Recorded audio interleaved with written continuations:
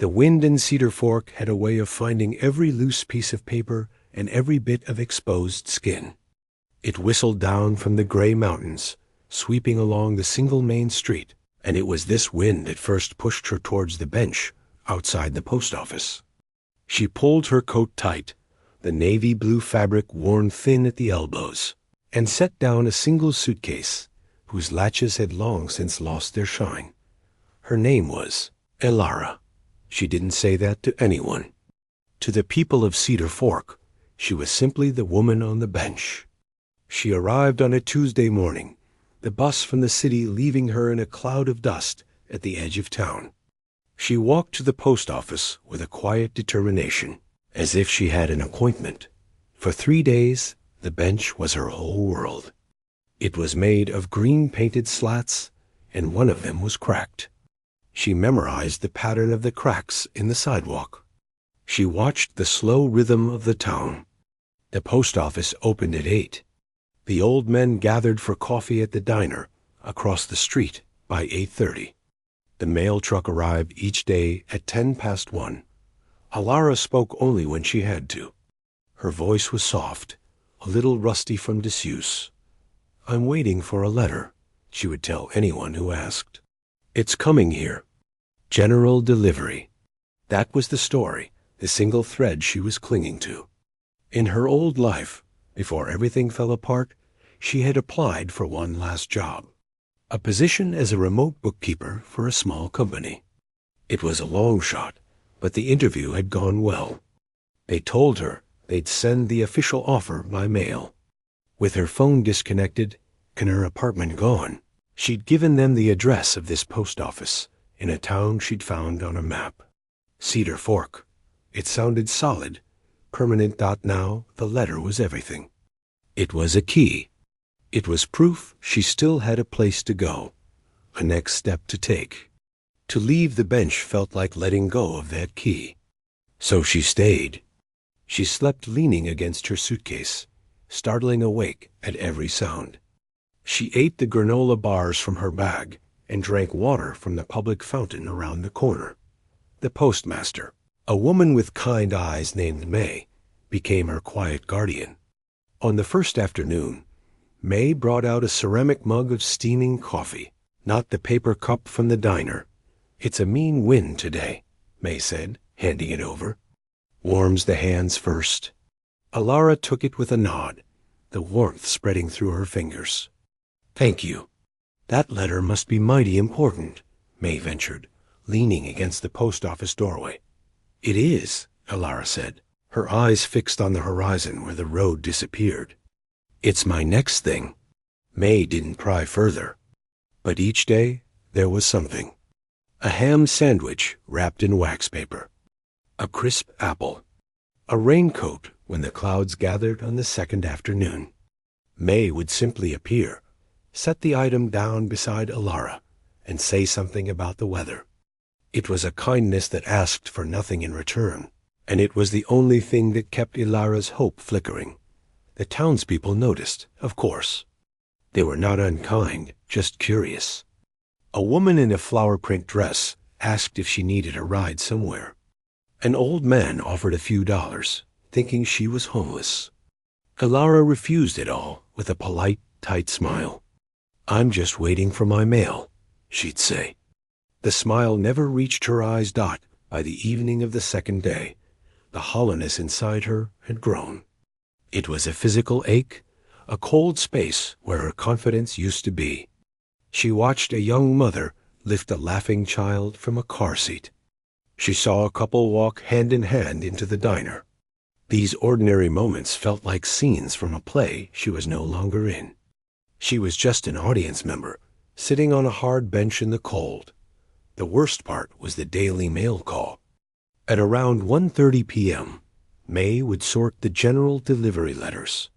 She'd come to the door, her reading glasses perched on her nose, and call out the names. Johnson, Henderson, for the Miller farm. Each time, Elara would sit up straighter, her heart thumping against her ribs. Each time, May would meet her eyes and give a small, almost invisible shake of her head, Nothing for Alara. After the third disappointment, the dread would settle in. It felt like sinking into cold mud. The letter wasn't just a job. It was a sign that the universe hadn't entirely forgotten her, that she hadn't made a catastrophic error by coming here. Every time it didn't come, the voice in her head grew louder. Asterisk, you have nowhere to go. You have nothing left. You are invisible. Asterisk, she'd watch the sun dip behind the mountains, painting the sky in colors she couldn't feel. The street would empty. The lights in the diner would glow yellow and warm. And she'd be alone on the green bench, with the wind and the gathering dark, holding on to a promise that felt thinner with every passing hour. She was waiting for a future to arrive in an envelope, and with every sunset, it was getting harder to remember what that future was supposed to look like.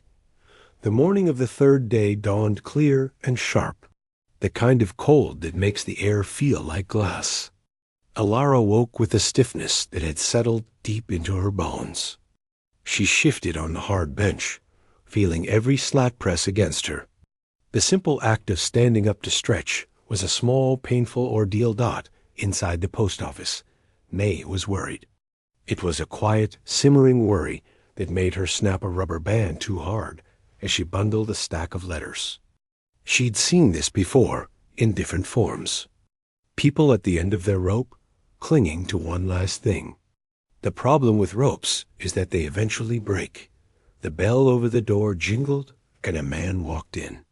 He moved with a slow, solid weight, like his boots were rooted to the earth. This was Ben, a rancher from a spread up in the valley. He came in once a month, regular as the moon, for his pile of farm supply catalogs and machinery parts invoices. He was a man of few words, his face a map of lines carved by sun and wind. He nodded to May, a gesture so small you might miss it. "Morning, Ben," May said, sliding his prepared pile of mail across the counter. "May," he replied, his voice a low rumble. He didn't glance out the window. He didn't need to. He'd seen the woman on the bench the past 2 days. He had a way of seeing things without seeming to look, noticing the details of his world, like the number of calves in a field or a fence. Poe starting to lean as he flipped through an envelope. May leaned closer, her voice dropping to a whisper. "She's still out there. Been there all night again." Ben's eyes flicked up, then back down to the paper in his hands. He gave a non-committal grunt. "It's that letter she's waiting for," May continued, feeling a need to explain, to defend the woman. "General delivery. Hasn't come. She's got nowhere else to be, I reckon." Another grunt. Ben placed a catalog about tractor blades on top of his pile.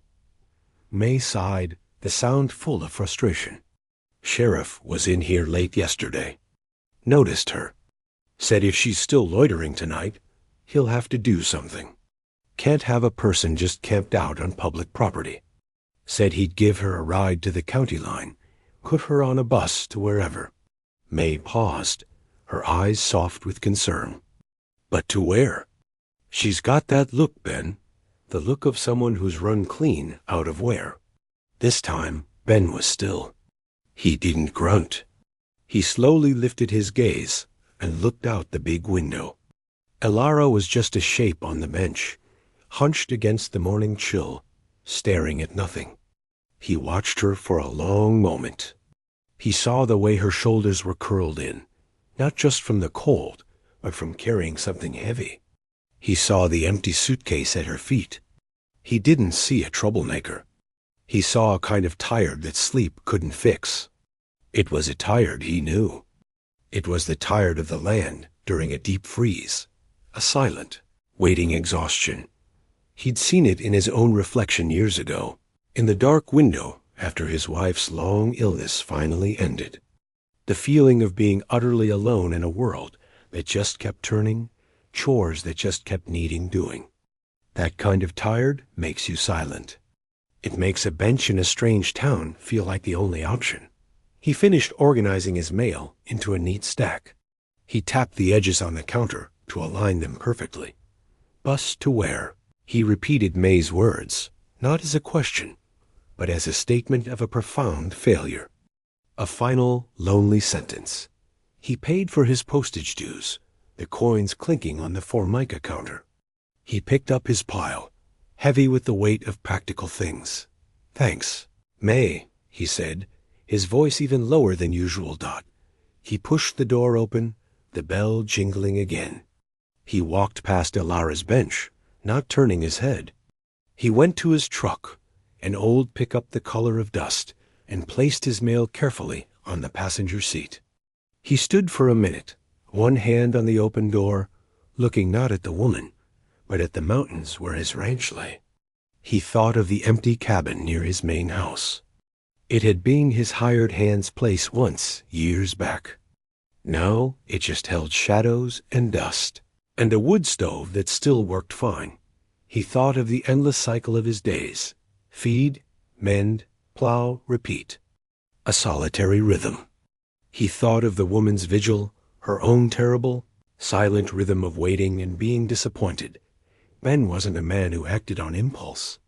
Every move he made was considered, like checking the weather before cutting hay. But some calculations are simple. He closed the truck door without getting in. He turned and walked back towards the bench. His steps were slow and deliberate on the sidewalk. He stopped in front of Elara, blocking the weak sun, casting her in his shadow. Elara flinched, startled from her thoughts. She looked up, squinting. She saw a man in a warm jacket, his face serious, his eyes the color of the slate in the creek beds. He wasn't smiling, but he didn't look angry either. He just looked certain. He didn't ask if she was okay. He didn't ask about the letter. He looked from her to his truck and back to her. "You'll catch your death out here," he said, the words plain and factual, like noting a broken gate. Elara opened her mouth, but no sound came out. The prepared speech about the letter died on her lips. He continued, his tone offering no argument. "I got an empty cabin. Needs some care. Roof don't leak. Stove works. You can stay there until your letter comes." He saw the storm in her eyes, fear, suspicion, a last gasp of pride, and beneath it all, a drowning wave of exhaustion, so deep it was bottomless. He knew that storm. He waited a beat, letting her feel the offer, solid and real in the space between them. Then he ended the discussion. The internal war he saw her losing. He nodded once, towards the truck.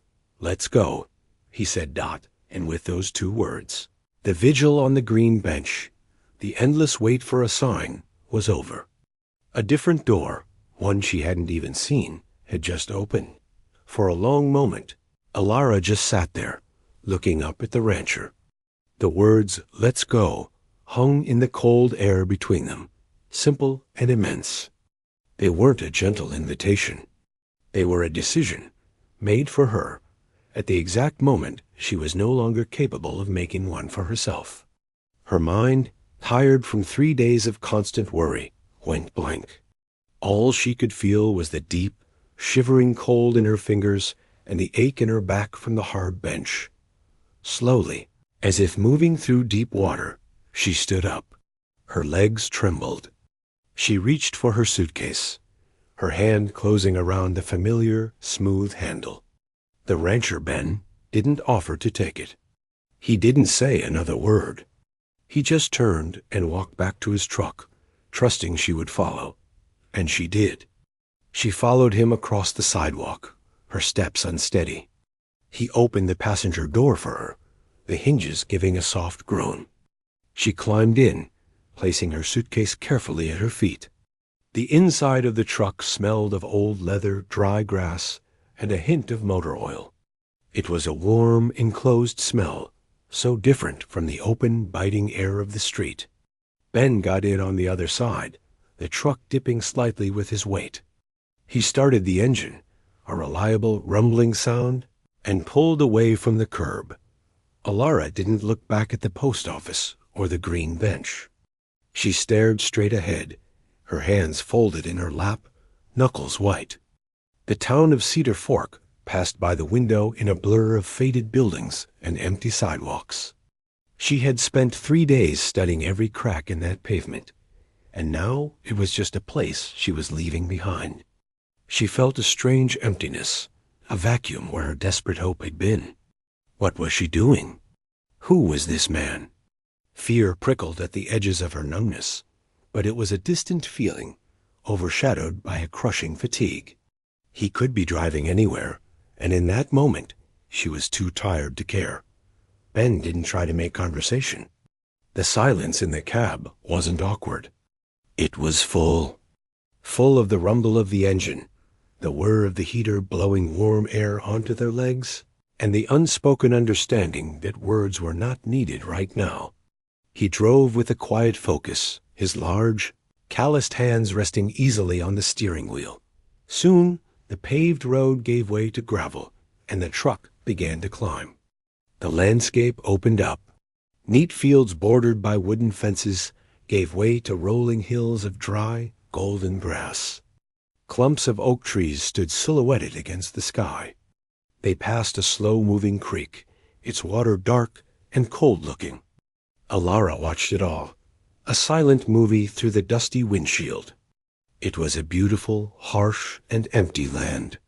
It felt 1,000,000 miles from the city she had fled, and 1,000,000 miles from anywhere.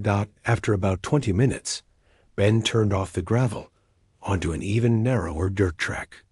It wound through a stand of pine trees, the branches brushing the sides of the truck with a soft, whispering sound. Then the trees opened up, and the ranch lay before them. It wasn't a grand, painted farmhouse from a storybook. It was a low, solid-looking house of weathered wood, with a wide porch. A large red barn stood off to one side, and several corrals held a few calm, dusty-looking horses. Chickens scratched in the dirt near a small coop. Everything had a purpose. Nothing was for show. But Ben didn't drive to the main house. He followed the track a little further, around a bend, to a smaller structure nestled under the shade of 2 large sycamore trees. It was a cabin, even simpler than the house. It was made of the same weathered wood, with a stone chimney and a single window beside a solid-looking door. Ben stopped the truck and killed the engine. The sudden quiet was profound. All Ilara could hear was the faint sigh of the wind in the pines and the distant cluck of a chicken. "This is it," he said. His first words since they'd left town. He got out and walked to the cabin door, pulling a key from his pocket. Ilara followed, her suitcase feeling heavier now. He unlocked the door and pushed it open, stepping inside. She hesitated on the threshold, then peered in. It was one room. A single room with a wooden floor covered by a faded rug. Against one wall was a narrow bed with a thick quilt in a simple pattern of blues and browns. There was a small wooden table with one chair, a cast-iron wood stove in the corner with a neat stack of split logs beside it, and a few empty shelves on the wall. A doorway led to what she assumed was a small bathroom. It was sparse. It was clean. It was utterly silent. Ben walked over to the stove and crouched down, opening the door. He began to arrange kindling and a log from the pile with practiced ease. "Wood's dry," he said, not looking at her. "You'll want a fire tonight. Gets cold up here when the sun drops." He stood up, dusting his hands on his pants. He pointed to a corner where a few basic supplies sat on the floor. "There's a lamp, some oil. Matches there. A pot for water. Can get more from the pump outside the main house." He walked to the door, pausing as he passed her. He finally looked directly at her, his gaze steady and calm. "Chickens need feeding in the morning. Sunup, feeds in the barn, in the metal bin. Scatter a scoop in their run." He said it like he was giving her the weather report. "Earns your keep." And then he was gone. He pulled the door closed behind him, leaving it just slightly ajar. She heard his boots on the gravel, the sound fading, then the distant slam of the main house's door. Alara was alone. The absolute quiet of the place pressed in on her. It was so different from the constant low hum of the city, or even the intermittent noises of the town street. Here the silence had weight. She stood in the middle of the room for a long time, just listening to it. Slowly, she moved. She set her suitcase down by the bed. She walked to the small window and looked out. She could see the main house in the distance, smoke starting to curl from its chimney. She saw the barn, the mountains rising behind it all like a great blue-gray wall. She turned and looked at the wood stove. The kindling was ready. "You'll want a fire tonight." She knelt down, struck a match from the box on the shelf, and touched it to the dry twigs. A small flame caught, flickered, and grew, licking at the log. She closed the stove door, leaving the vent open. A soft orange light glowed behind the little window in the iron door, and the faintest wave of heat began to emanate from it. She sat down on the edge of the bed. The quilt was soft under her hand. The room was slowly warming. The fear was still there, a quiet buzz in the background, but it was being pushed out by other things. A profound, overwhelming tiredness. And beneath that, something tiny and fragile. It wasn't hope, not yet. It was the simple physical feeling of being safe and warm and out of the wind. For the first time in 3 days, she was not waiting. She was just being. And for now, in the quiet cabin with the fire crackling to life. That was enough. The first morning at the cabin, Alara woke to a sound she hadn't heard in years, the absolute, deep silence of a place far from everything. Then, as she lay there under the heavy quilt, another sound came. A rooster. Its crow was clear and sharp, cutting through the quiet like a blade. Sunup. Chickens need feeding. The thought arrived not as a worry, but as a simple fact. A job to do. She got out of bed, the wooden floor cold under her bare feet. She dressed quickly in the same clothes from yesterday, the only clothes she had, and pulled on her coat. She stepped outside.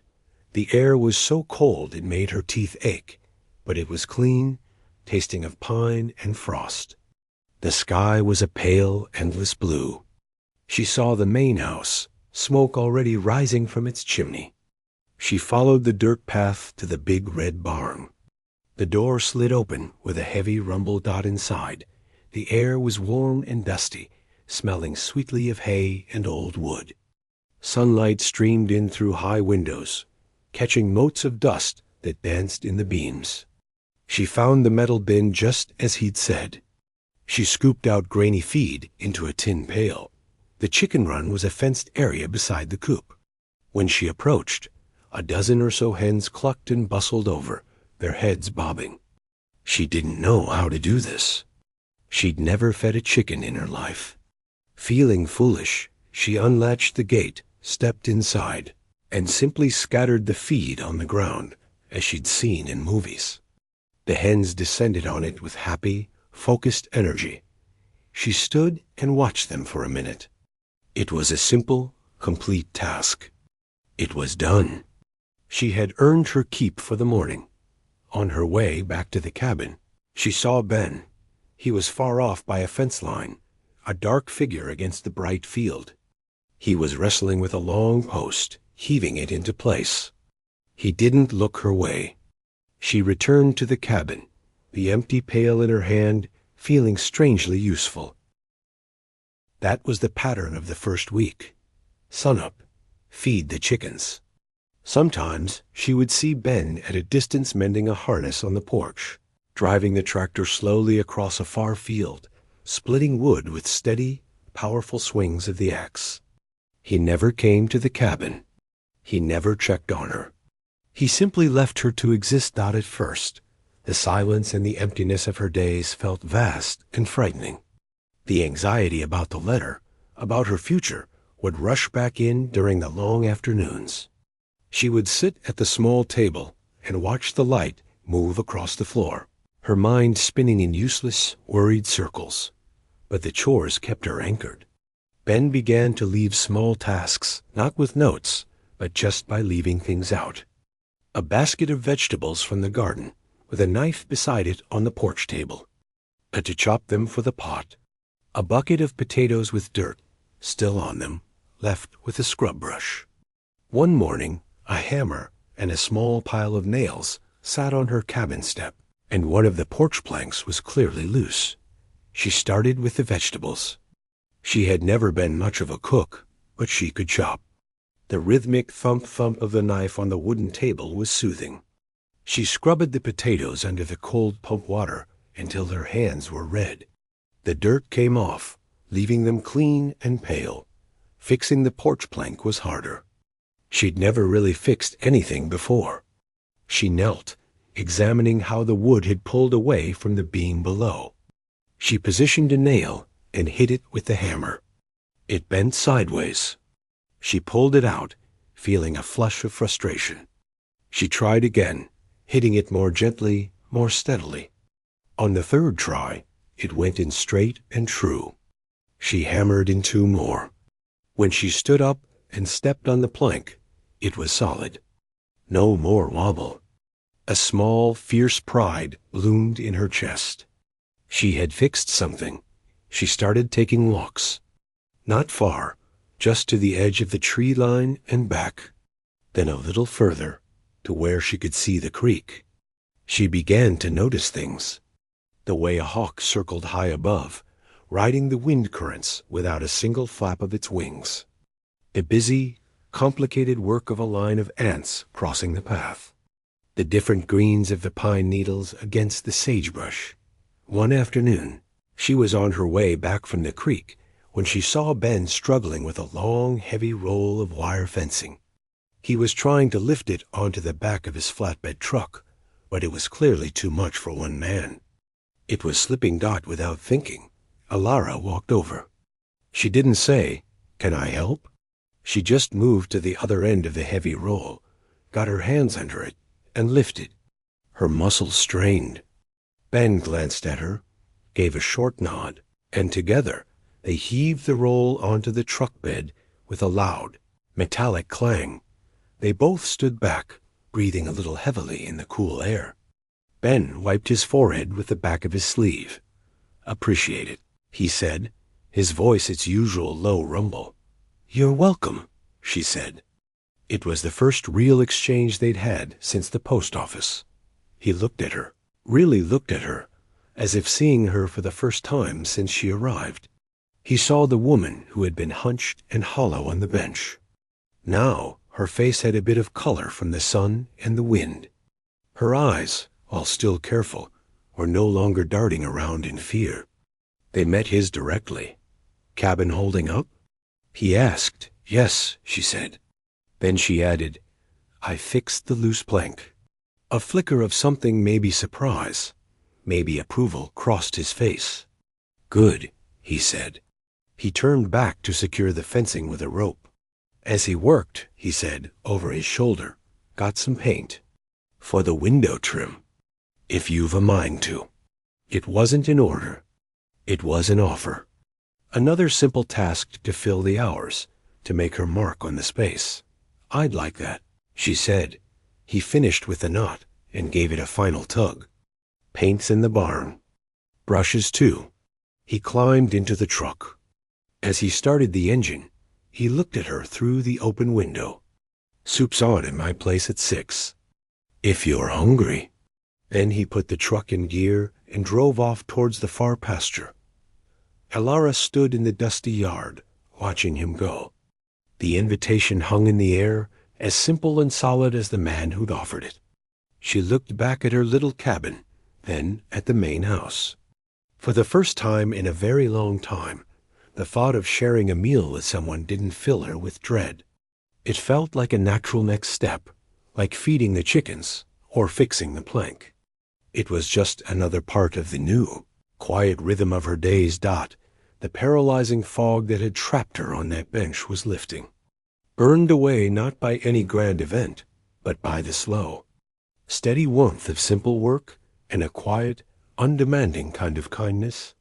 The letter, and the desperate future it promised, began to feel like a story about someone else, a ghost from a life that was fading with each passing sunset. The soup was a simple vegetable broth with chunks of potato and carrot from the garden. They ate at Ben's kitchen table, a sturdy thing of scarred wood.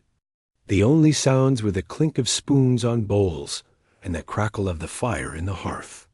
It wasn't a comfortable silence at first, but it wasn't hostile.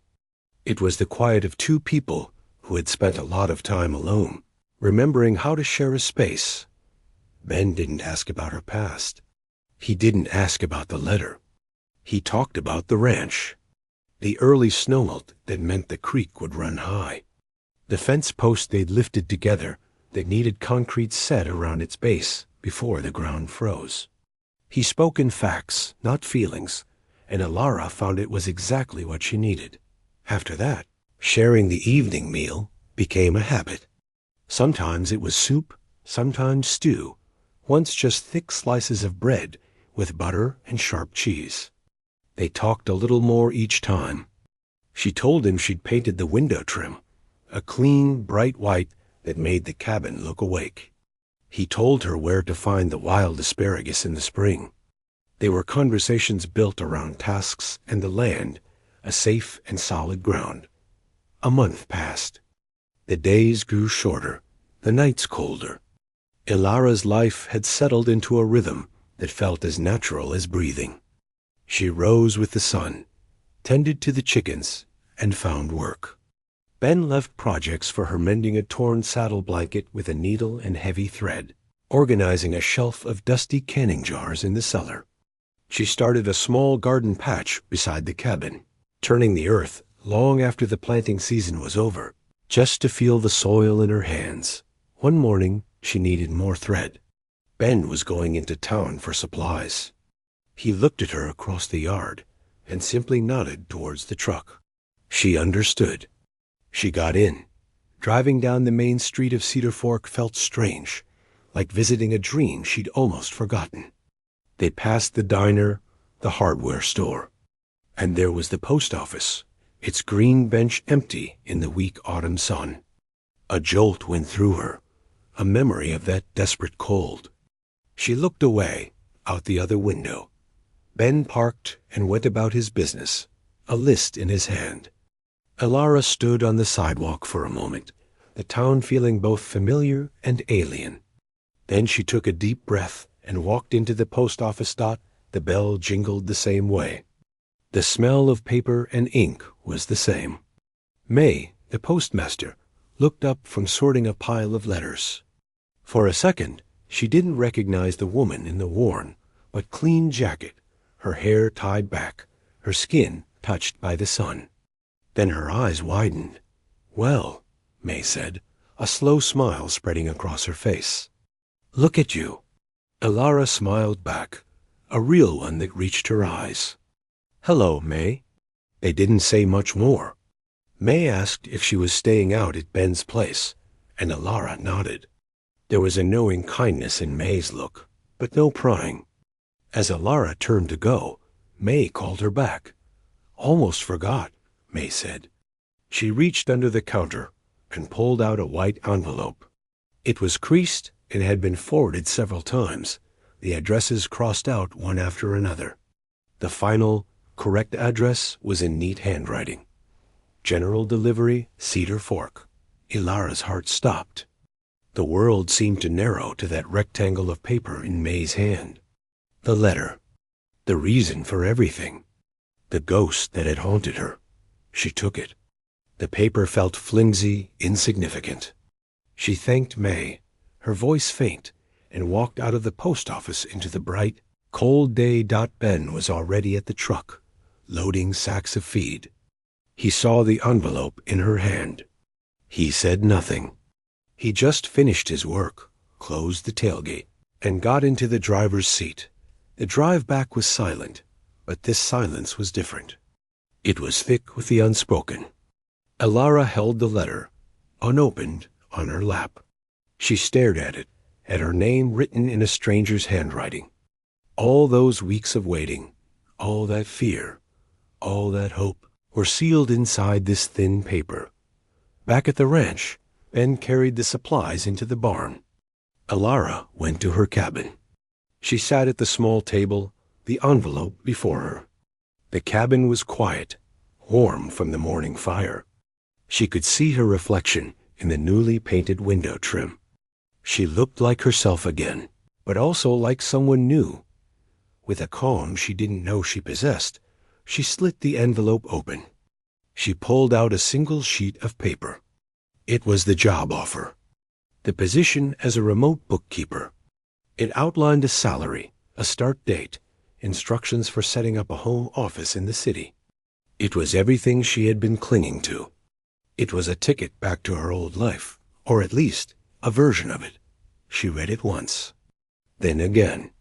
The words were just black marks on a page. They stirred nothing in her. No relief, no excitement, no fear. She thought of the green bench, the endless, hopeless wait. Then she thought of the feel of a hammer in her hand, the sound of chickens in the morning, the sight of steam rising from a bowl of soup across from a quiet man. She thought of the